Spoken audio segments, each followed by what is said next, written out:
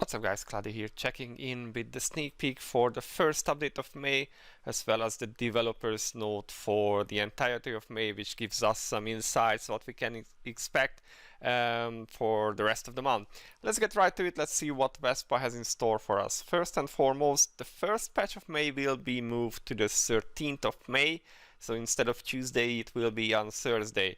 I'm not quite sure why they decided to choose one of those unlucky numbers. I guess they just couldn't get ready in time, so postpone the patch itself. Because of the postponing of the patch, they will be extending the Juno special event and the April's event, but not the Shamila special one. That will be ending on the 10th of May. All the other stuff will be extended until Thursday. And also the special shop with the golden promotion thing will be extended as well. Now, one part of the patch will be the hero balance adjustments. There is a small bit here with this very lovely name. So the two heroes included now will be Castle and Klaus. Castle being picked because they accidentally put him in the notes, so decided to include him in this patch. So basically, Castle will be performing better in the early chapters, raids, and arena. Oh god, I already really dislike facing build Castle, so we'll have to see how this turns out, if he gets even better in arena. But okay, and Clouds, he will be more useful for both magic and physical teams, perform better in early chapters and raids. So that's what we know about that so far. No details yet, can't share any. But yeah, we will have to see next week. And they also mentioned here May and Nikki, who were added in the, I think it was the iPhone shop's description for the patch, where they added them by mistake. And yeah, I guess they are saying that they are still looking into if they can make these heroes better and testing them and whatnot, but there are no promises of doing so anyway. Now, updates to improvements to content and convenience. So these are the things also coming in. Difficulty levels will be adjusted, lowered for the following content: sub-story challenge stages. I really can't speak today, guys. So sub-story challenge stages will become easier. I guess that's alright. I don't think they were terribly hard in the era of soul weapons, but well, they are being made easier, so that's a good stuff. And chapter 8 to 10 will be made easier. Chapter 8 was pretty much auto clear still, and 9 is where it, I think, starts to get a bit rougher, but now they are nerfing from 8 to 10, so yeah, easier to catch up for all the new players or who have been struggling with these. Convenience improvements, that the memory, a piece of memory dungeons will be reduced from 50 times to 10 times actually. This is pretty big change. It used to be like 200 and now it's just 10 times. The rewards themselves are increased by 5 times, so technically you get the same rewards, but you don't have to run 50 times, now just 10, so that's kind of good. Inventory, so crafting limits for Stone of Infinity and Fragment of Infinity is removed, which means that you can craft them in larger batches. You no longer need to like craft, claim, which is a good thing. It's like convenient stuff. And the awakening cutscenes for unique gear artifacts will be simplified, so hammering motions will be shown only once. Okay, so Jin can now join the One Take YouTube channel because there is only one life, one chance. Whatever, let's not go there. Client stabilization. Now this is the sexy part. As they have mentioned in the previous developers note, they are implementing changes to the 킹스레이드 client to make it more stable. This includes an optimization to Eclipse, where it's a sort of network change where it will no longer pull the servers in between every battle or so, just at the end. So this should prevent a lot of crashing issues. Gear presets and gearbox optimization. So they are removing the part where the gear is always checking whether you have a better piece to equip, you know, that yellow little dot on the gears themselves, because apparently this was causing a lot of computing overhead and just causing lag, and they are removing that. And based on their test, this should increase the loading times of the gear presets as well. And finally, they are fixing some memory leak issues with the cutscenes. which should result in fewer crashes when you are viewing cutscenes in the game. And speaking of cutscenes, Sub-Story Roy is being added. We haven't received a sub-story in such a long time, so kind of nice to see a new one. Interesting that it's Roy, looking forward to see that. So yeah, former assassin with a hidden past, so maybe we get to learn a bit about his hidden past and how it ties into the story. That would be kind of cool. Then League of Honor regular season 13 costumes are revealed.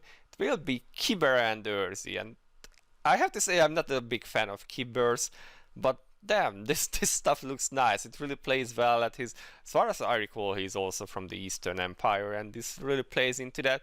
And supposedly Urzi comes from there as well, so I wonder if this one will have a similar style.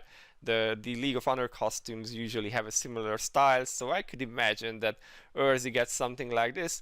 And if she does, that will be really hot, I believe. Sadly, they did not show it yet, so we will have to wait for like next week. And then some changes to prices in the name change tickets. So both the name change and the guild name change tickets are, I think these used to be like real money only, and now you can do it for rubies. I remember someone once saying that they were like the whale of name changes, but I guess you can just do it with rubies now. So that's it for the patch notes themselves, but let's head over to the developers note because that's quite nice too.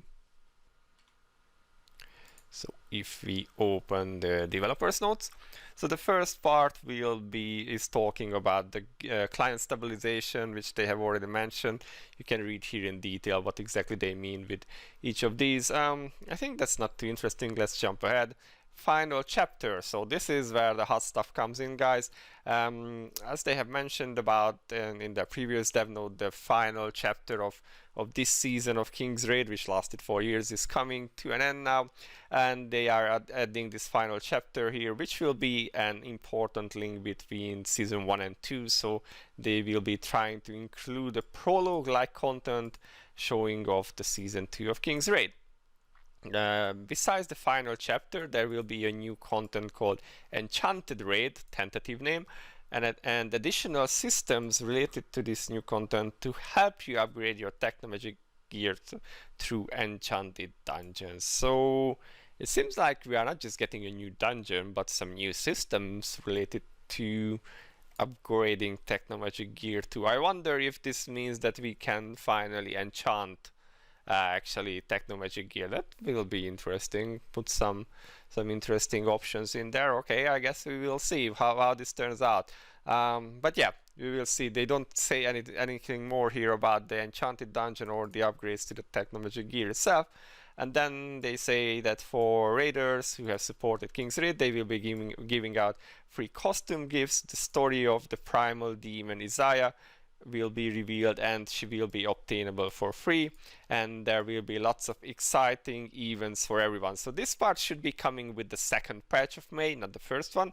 So right around my birthday, I'm quite happy for that and already being hyped. Yay! Alright, the second part of the dev note is, or third really, is about the game improvements and the customer satisfaction survey, which we could fill out a while ago. So they have pretty much went through the forms and selected the things that the most people asked for. So let's see what these were. Improvements to Technomagic Kingdom, raid gear farming, and raised level of difficulty. Well, I don't know about the difficulty. Like on my ults it was like quite alright, but then again I also played like with the mindset that I already knew what technomagic gears or farming would be like, and I picked heroes that could do it, so I can imagine that that others might have issues with it. So yeah, but yeah, alright, let's skip, let's move on. Improvements to the rates of obtaining Lil Raiders through the incubator and Lil Raider content. So yeah, there is literally nothing about Lil Raiders in the game. They are just statistics, and obtaining them, especially the rare and legendary ones, is super slow. It's like barely existent, and I'll personally pick the option where about providing pets that are matching the line pets that were released with the Lil Raiders, because got to admit those are pretty broken OP and were money only, and pretty much the only really whale content, like real money only content that the game has. So I would like them to level the playing field there, because compared to other games, one of the biggest things about 킹스레이드 is that it's just really not that pay to win. Sure, if you will progress faster, but there is nothing in the game you can't obtain without money, except for like maybe that one costume or so. But yeah, and the little raider pets, the line little raider pets were the other thing, so it would be nice if they could fix that. We'll see. All right, improvements to the rewards and overall battle system of repositorium content. Yeah, well, most people will only do this like once and never look back at it. Yeah, it definitely needs an update, so looking forward to that. Improvements to the rewards of Dragon Raid and hard mode content, and merging of Dragon Raid dungeons. I liked having different Dragon Raid dungeons, but yeah, the rewards are just not relevant anymore. Dragon Raid gear is no longer a thing. It hasn't been for some time now.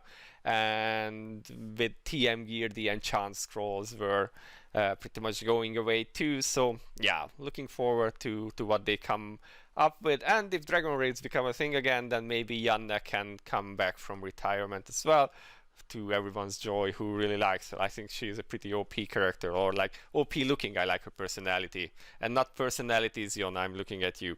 Okay, balancing number of costumes for all heroes and releasing costumes of heroes that are owned the most by raiders all around the world. Yes, like, really, did this have to be a popularity contest? Why couldn't we just balance them like with who has the fewest ones? Because I just really don't want to see always the meta heroes getting costumes. It would, personally, I think it would have been better if they just balanced by the number of costumes each character has, because otherwise there will be characters that are not so popular and they just never see any new costumes. So whatever. And they do mention here that the Stockade Vault was also like third place in the survey, but since they have made improvements to that, they think that's fine for now, and they did not add it to this list. Well, they will be they start implementing some of these updates from June already. We'll see how that looks like. And finally, hero balance adjustments. So starting from January, they were making balance adjustments to 3 heroes at a time, and they have dropped this to 2 heroes in April and May. They see that some people feel disappointed about this, but they are explaining it like that they are trying to make meaningful updates to heroes, not just like give Crow 1.8% more damage. So that's why it takes longer, because it's not just like changing simple numbers, but doing things that needs balancing and real balancing and testing. So that is why they are only doing 2 heroes at a time instead of 3. I'm fine with it. It's gonna take a long time to balance out a lot of heroes if they only do 2 months, because we have like 100 heroes and quite a few of them are not fully where they should be. But I would rather have them do this slowly and do a good job, instead of seeing a repeat of the infamous November patch or like Aisha buff, quote unquote. So yeah, slow and steady. You can't really do a good job if you are rushed, and that's why I'm wondering, like, when did they decide about buffing Castle, because that's like 2 weeks they gave themselves to do it. But whatever. Okay, so yeah, I'm fine with this, really. And I hope that they do make a good job with the upcoming balance patches for all the other characters. So yeah, they continue to work on this, and they promise to be working hard to satisfy everyone, which is of course impossible, but let's try and satisfy at least a lot of people in terms of the game. And finally, there is a note about World Boss. So it seems that with the system, the way it worked was that if you were running on Saturday and just before the reset, and your run ended after the reset, which is at the end of that week's season, then your run would still count. That's how they designed the system.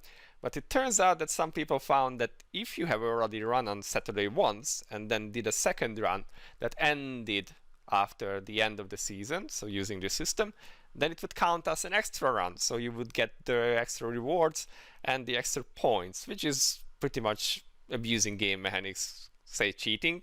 And Vespa found out about this, and they have banned some people who were abusing it, apparently not too many, and they have patched the system today, so you can still do the run, but it will only count if you gain more points. So you will not be getting extra rewards. If you haven't run on Saturday before, then it will count as a simple run, and if you have already run, then it will just give you more points if you do more than in that previous run. So basically this is just a convenience thing now. It doesn't give you anything extra if you have already done your Saturday run. It's just that you can keep trying all the way until the end of the season and a bit into the overtime. So good stuff. And because they realized that this is an issue, they will be sending out some compensation to everyone, which is 3,000 rubies and 18,000 crystallized power.